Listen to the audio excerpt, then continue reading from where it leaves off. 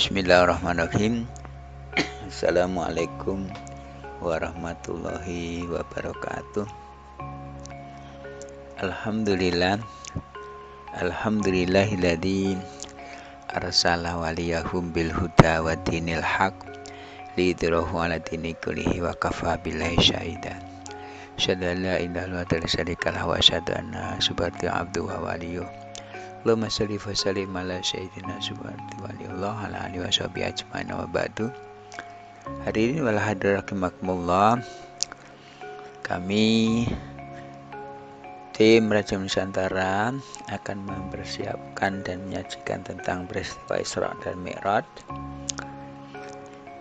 Kita standar mengkajinya adalah spiritual, religi intelektual. Spiritualnya kita mohon sama Allah baru diberikan bimbingan, lindungan, sekaligus pencerahan.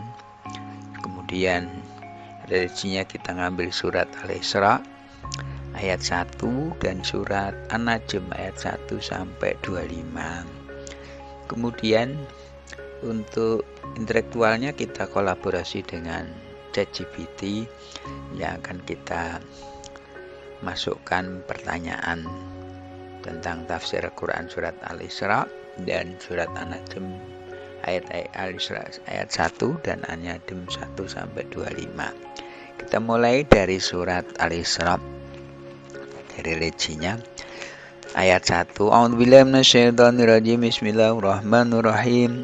Subhanalladzi asra bi'abdihi lailan minal masjidil harami ilal masjidil aqsa alladzi barakna hawlahu linuriyahu min ayatina alladzi barakna hawlahu linuriyahu min ayatina innahu huwas samiul basir.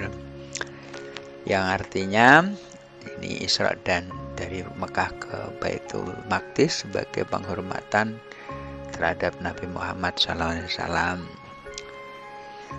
Yang artinya Maha Suci Engkau ya Allah yang telah memperjalankan hambanya pada suatu malam dari Masjidil Haram ke Masjidil Aqsa yang telah kami berkahi sekelilingnya. Maksudnya Al-Masjidil Aqsa dan daerah sekitarnya dapat berkat dari Allah dengan diturunkan nabi-nabi di negeri itu dan kesuburan tanahnya. Agar kami perlihatkan kepadanya sebagian dari tanda-tanda kebesaran kami, sungguhnya Dia Allah adalah maha mendengar lagi maha melihat. Ini dari sisi surat Al-Isra ayat 1. Kemudian kita melanjutkan ke surat An-Najm ayat 1 sampai 25. A'udzubillahi minasyaitonirrajim. Bismillahirrahmanirrahim. An-najmi idza hawa ma dhalla sahibukum wa ma ghawa wa ma yantiqu 'anil hawa in huwa illa wahyu yuha 'allamahu shadidul quwa dzu miratin fastawa wa huwa fil ufuqil a'la thumma dana fatadalla fakana qaba qausaini lau adna fauha ila abdihi ma auha ma kadzaba fuadu ma wara'a afatumarunahu ala ma yara.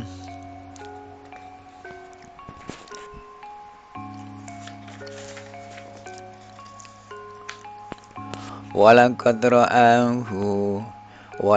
ra'ahu nazlatan ukhra inda sidratil muntaha indaha jannatul ma'wa idh yaghsha sidratal ma yaghsha ma zaghal bashar wa ma tagha laqad ra'a min ayati rabbih kubra Afaraitumul Lata wal Uzza wa manatan thalithatal ukhra alakumud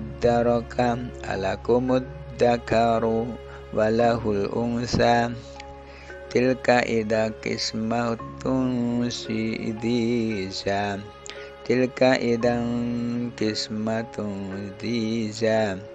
in hiya illa asma'un samaitumuha antum wa aba'ukum ma anzalallahu biha min sultan in yattabi'una illa dhanna wa ma tahwal anfus walaqad ja'ahum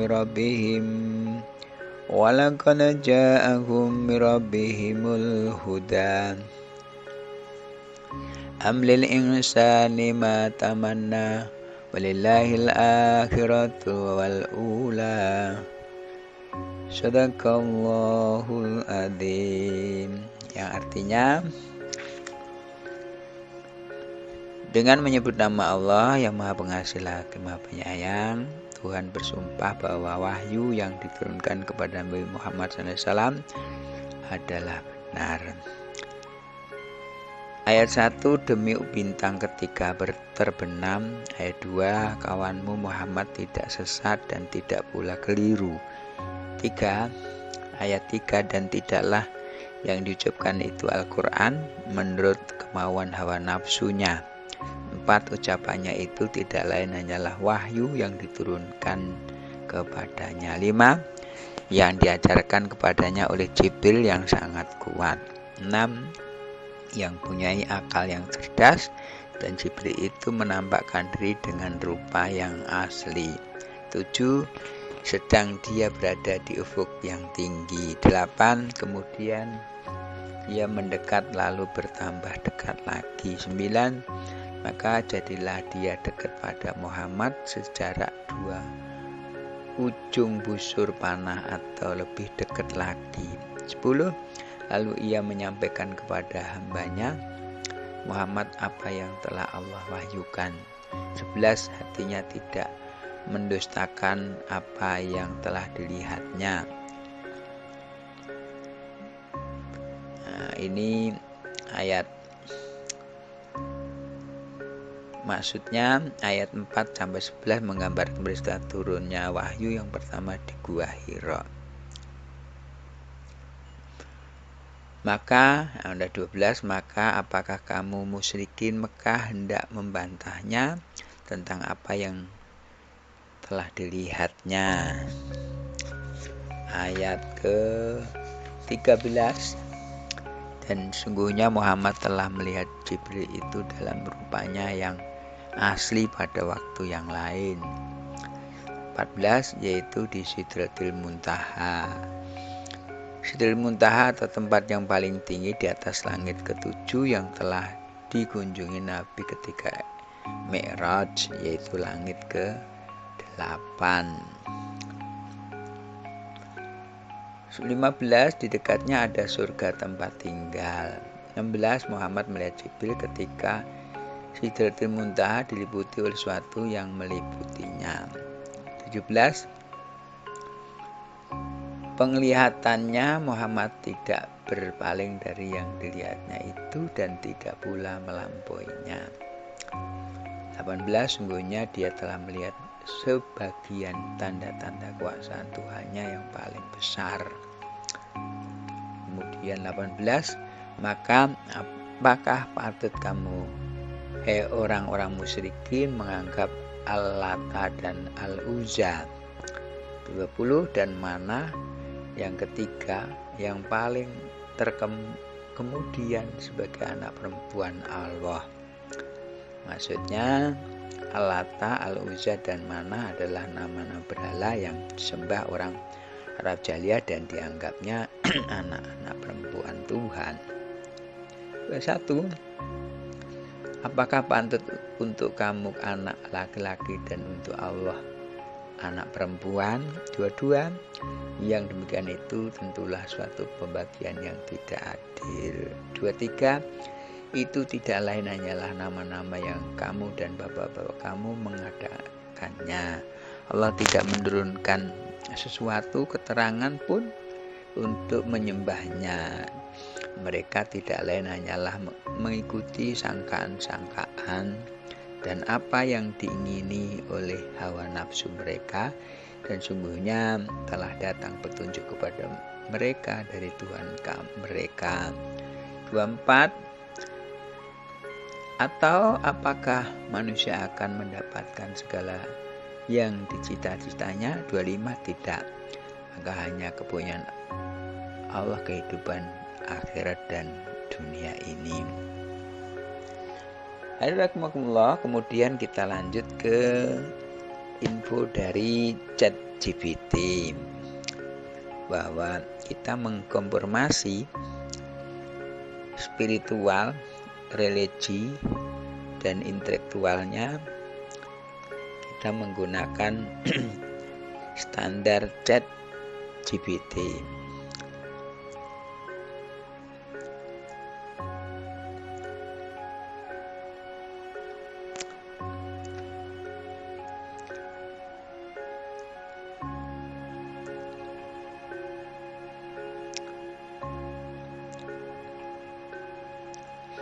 Nah, kemudian dari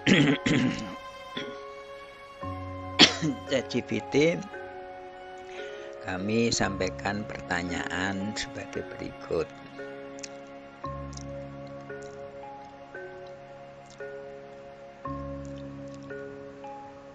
Sebentar. Mohon penjelasan tafsir Al-Quran surat Al-Isra ayat 1. Tafsir Al-Quran surat An-Najm ayat 1-25. Dijawab pertanyaan dengan rinci detail sehingga menjadi hasanah ilmu modern dan kebenaran yang absolut untuk bisa diterapkan dalam kehidupan sehari-hari, disertai data validitas bisa dipercaya. Terima kasih. Memori diperbarui. Berikut adalah penjelasan tafsir dari 2 ayat yang Anda minta, dilengkapi dengan validitas informasi yang bisa dipercaya. Yang pertama, tafsir surat Al-Isra ayat 1. Dari jawaban ChatGPT, Maha suci Allah yang telah memperjalankan hambanya pada suatu hari dari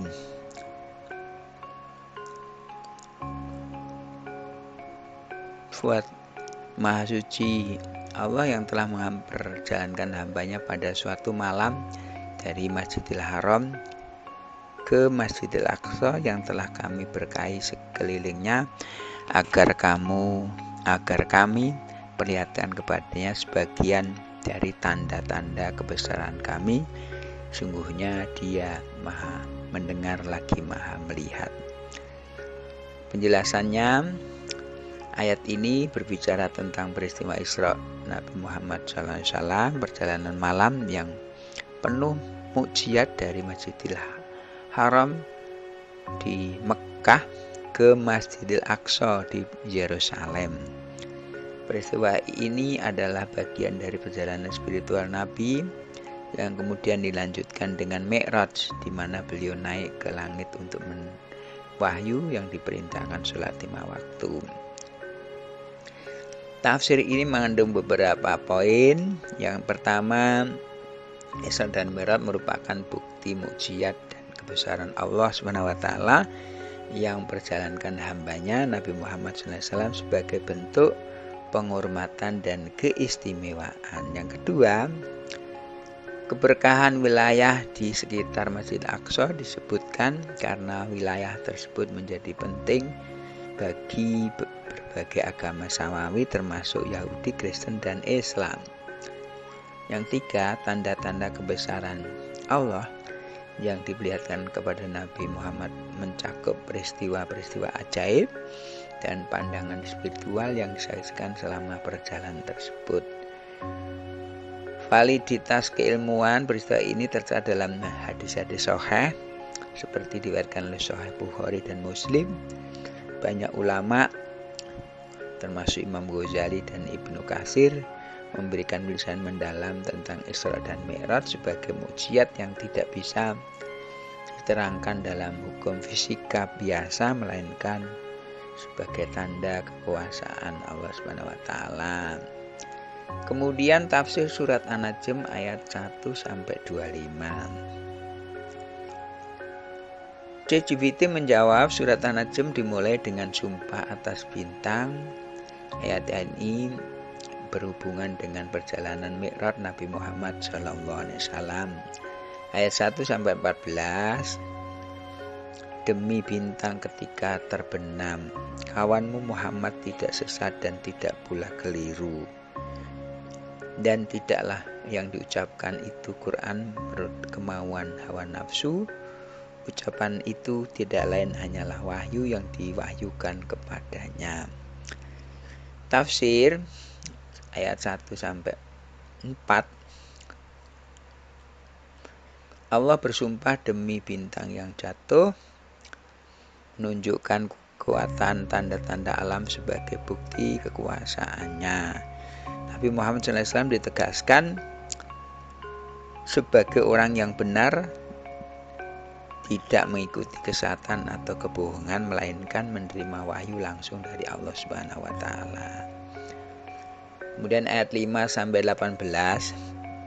Ayat ini menjelaskan pengalaman spiritual selama Mi'raj, di mana beliau melihat malaikat Jibril dalam bentuk aslinya, serta tanda-tanda kebesaran Allah di langit tertinggi. Ini juga termasuk penglihatan Nabi atas Sidratil Muntaha, tempat terakhir yang dilihat sebelum masuk ke dalam gaib, yang tidak dapat dicapai oleh makhluk biasa.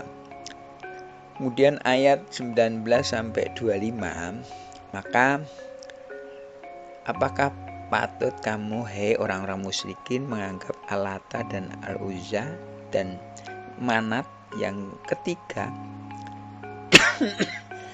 yang paling terkemudian sebagai anak perempuan Allah? Apakah patut untuk kamu anak laki-laki dan untuknya Allah anak perempuan? Yang demikian itu tentulah suatu pembagian yang tidak adil. Ayat ini mengkritik penyembah berhala dan dewi yang dilakukan oleh kaum Quraisy. Nama-nama Al-Lata, Al-Uzza, dan Manat merujuk dewa-dewi yang dipuja di Mekah sebelum Islam. Allah mengancam keras pengagungan berhala dan praktek syirik ini, serta menegaskan bahwa tidak ada sekutu atau anak bagi Allah. Validitas keilmuan tafsir ini merujuk pada hadis-hadis sahih yang menjelaskan tentang Mi'raj, serta berbagai kitab tafsir klasik seperti tafsir Ibnu Katsir dan tafsir Tabrani, tafsir At-Tabari atau Bari yang menyajikan penjelasan rinci berdasarkan riwayat para sahabat. Konteks penyembahan berhala juga telah dibuktikan melalui penelitian sejarah tentang agama-agama pra-Islam di Jazirah Arab. Penerapan dalam kehidupan sehari-hari menurut ChatGPT. 1. Penguatan akidah. Ayat-ayat ini mengajarkan tentang pentingnya mempercayai mukjizat, wahyu, dan tanda-tanda kebesaran Allah. Penerapannya dalam kehidupan sehari-hari adalah dengan menjaga iman dan tidak mudah terpengaruh oleh paham atau keyakinan yang menyimpang. 2. Menghindari syirik. Tafsir surat An-Najm memberi pelajaran untuk menjauhi segala bentuk syirik dan menyembah hanya kepada Allah. Ini dapat diterapkan dengan memastikan keimanan tetap murni, tidak mengandalkan hal-hal yang bersifat mistis atau khurafat dalam kehidupan. Yang ketiga, keteladanan Nabi, kisah Isra Mi'raj dan wahyu yang diterima oleh Nabi Muhammad SAW mengingatkan umat Islam untuk meladeni Nabi dalam setiap tindakan atau perilaku. Implementasinya adalah dengan mematuhi ajaran Al-Quran, hadis sebagai pedoman atau sebagai panduan hidup yang hakiki. Dengan memahami tafsir ini kita mendapatkan panduan tentang bagaimana menegakkan tauhid dan menjalankan kehidupan sesuai dengan ajaran Islam yang murni. Jawaban dilanjutkan. Melanjutkan penjelasan sebelumnya, berikut rincian lebih lanjut penerapan tafsir ini dalam kehidupan modern sebagai validitas keilmuan yang lebih mendalam yang membentuk sebuah hasanah keilmuan yang bisa diterapkan secara nyata. Penerapan dalam kehidupan sehari-hari. Lanjutan menjaga keseimbangan spiritual dan material. Isra dan Mi'raj mengingatkan kita tentang pentingnya menjaga keseimbangan antara spiritual dan aktivitas sehari-hari Nabi Muhammad SAW. Mendapat perintah sholat 5 waktu yang mengajarkan pentingnya menjaga ibadah sebagai pusat kehidupan. Penerapan modern dalam kehidupan yang sibuk menjaga disiplin sholat 5 waktu membentuk menjaga koneksi spiritual dengan Allah sekaligus meningkatkan ketenangan jiwa dan produktivitas sehari-hari. 2. Pentingnya wahyu sebagai panduan hidup. Surat An-Najm mengingatkan bahwa Al-Quran adalah wahyu yang diturunkan langsung dari Allah melalui Jibril, bukan hasil pemikiran manusia. Hal ini menegaskan bahwa Al-Quran merupakan bentuk kehidupan yang sempurna. Penerapan modern dalam era informasi yang penuh dengan opini manusia dan spekulasi menjadikan Al-Quran sebagai acuan utama dalam mengambil keputusan etis dan moral adalah penting.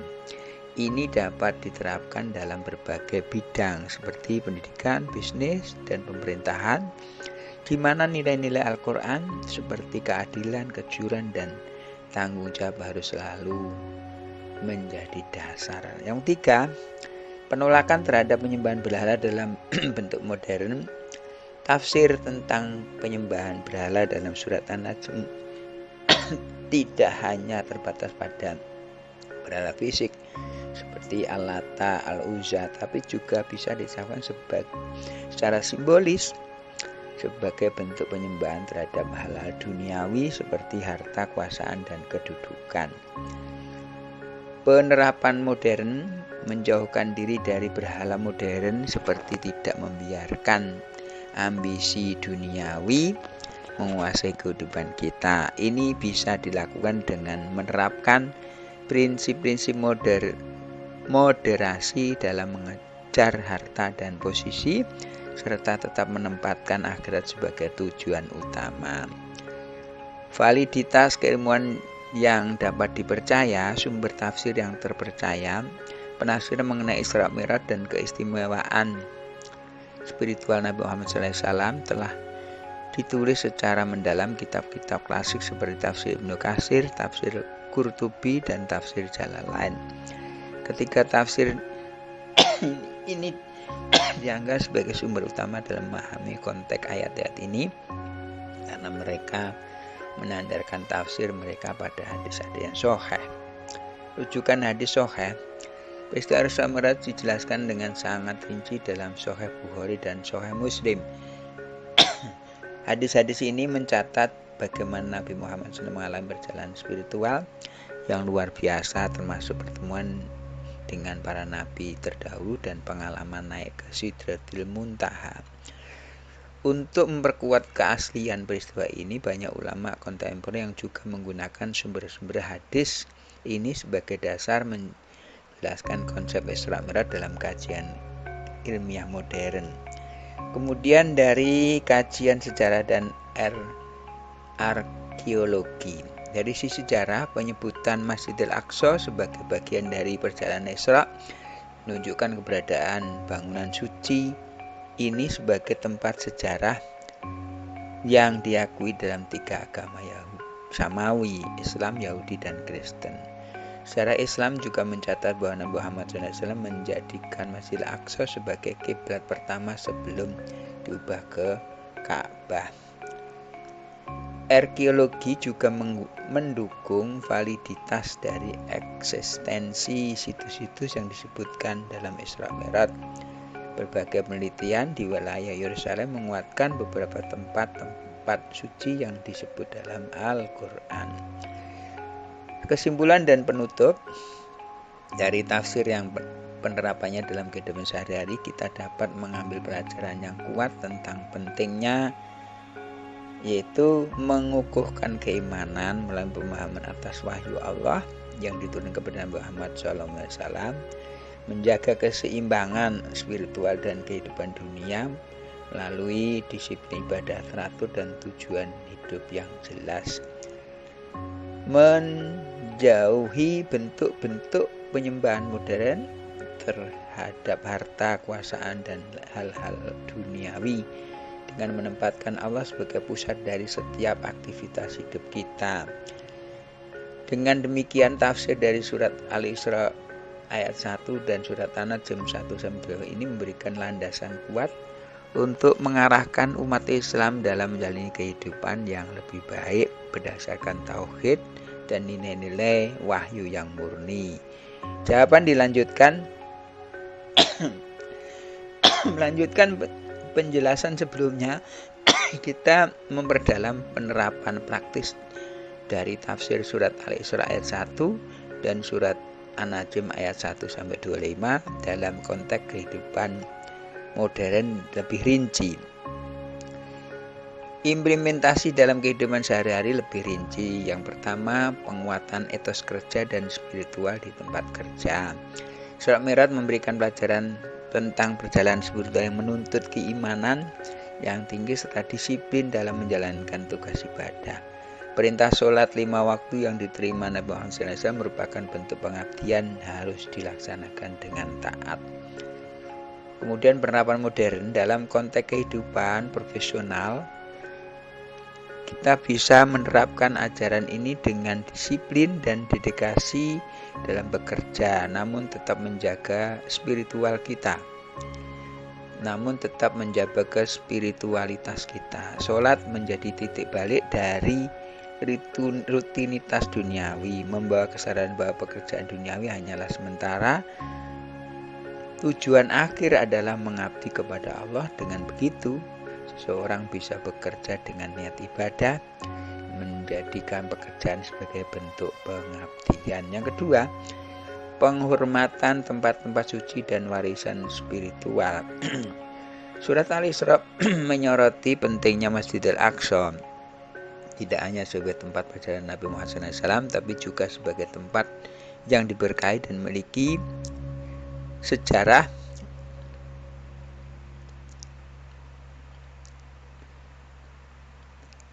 Jadi penerapan kesadaran akan pentingnya menjaga tempat suci dapat diaplikasikan dengan menghormati dan merawat masjid-masjid atau situs-situs warisan Islam yang ada. Ini juga dapat diperluas kepedulian lingkungan di sekitar tempat ibadah, peran aktif melestarikan nilai spiritual yang ada.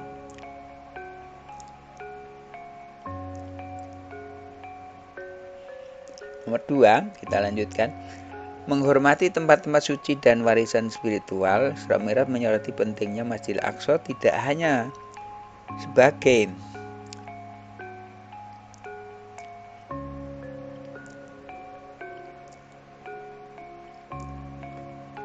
menghormati tempat-tempat suci dan warisan spiritual. Surat Mi'raj menyoroti pentingnya Masjidil Aqsa tidak hanya sebagai tempat perjalanan Nabi Muhammad, tetapi juga sebagai tempat yang diberkahi dan memiliki sejarah yang panjang bagi Islam dan agama samawi lainnya. Penerapan modern, kesadaran akan pentingnya menjaga tempat-tempat suci dapat diaplikasikan dengan menghormati dan merawat masjid atau situs-situs warisan Islam yang ada. Hal ini juga dapat diperluas pada kepedulian lingkungan di sekitar ibadah, di sekitar tempat ibadah, serta peran aktif dalam melestarikan nilai-nilai spiritual yang ada.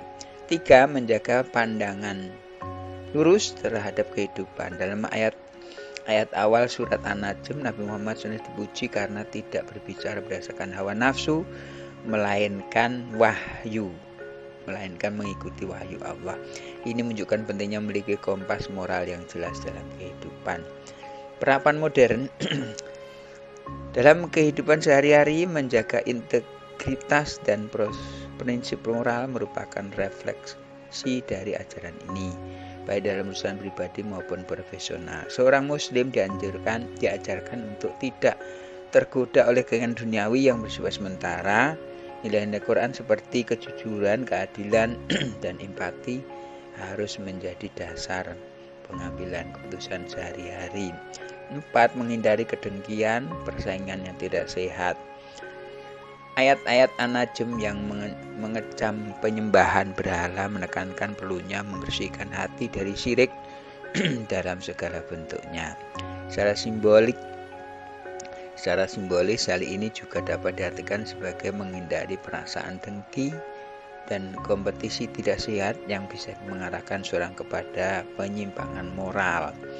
Penerapan modern, persaingan dalam dunia kerja atau kehidupan sosial harus dilakukan secara sehat dengan niat memperbaiki diri dan memberikan manfaat, bukan atas dasar iri hati atau ingin menjatuhkan orang lain. Sikap ini juga selaras dengan ajaran Islam mendorong semangat tolong-menolong dan kolaborasi dalam kebaikan. 5. Pentingnya membangun hubungan sosial berdasarkan nilai-nilai Qur'ani. Surat An-Najm dengan pengajarannya yang kuat tentang kebenaran wahyu dan penolakan terhadap kebohongan kesesatan juga memberi isyarat tentang pentingnya hubungan sosial murni dan benar. Manusia diajarkan untuk jujur dalam perkataan dan perbuatan. Penerapan modern, hubungan sosial dalam keluarga, komunitas, dan lingkungan kerja seharusnya dibangun berdasarkan kepercayaan, saling menghormati, dan keadilan. Praktek-praktek seperti bergosip, menipu, atau menyebar fitnah sangat bertentangan dengan yang terdapat dalam ayat-ayat ini. Pengembangan keilmuan modern dari tafsir. Dengan semakin berkembangnya ilmu pengetahuan, tafsir ayat-ayat ini tidak hanya dapat dipahami secara tradisional, tapi juga bisa dikontekstualisasikan dengan ilmu modern seperti psikologi. Penguatan spiritual yang diberikan oleh ibadah seperti sholat dapat berperan dalam mengelola stres, meningkatkan ketenangan batin. Ini dibuktikan oleh berbagai studi ilmiah yang menunjukkan efek positif dari meditasi spiritual dalam kesehatan mental. Ilmu sosial, prinsip-prinsip keadilan, kejujuran, dan penolakan terhadap syirik yang diajarkan dalam ayat-ayat ini dapat diterapkan teori etika sosial dan ekonomi, di mana nilai-nilai moral menjadi fondasi bagi kesejahteraan masyarakat yang lebih luas. Ilmu sejarah dan arkeologi, kajian-kajian mengenai situs-situs bersejarah seperti Masjid Aqsa terus dilakukan untuk memperdalam pemahaman kita tentang warisan budaya Islam, juga mendukung validitas peristiwa tadi disebut dalam Al-Quran. Kesimpulan akhir, dengan penjelasan yang mendalam mengenai tafsir Al-Isra ayat 1 dan surat An-Najm ayat 1-25, kita dapat melihat bahwa ajaran-ajaran Islam memiliki relevansi yang kuat tidak hanya dalam konteks spiritual tapi juga dalam kehidupan modern. Nilai-nilai Al-Quran nilai Qur'ani yang dikandung dalam ayat-ayat ini memberikan pedoman yang jelas tentang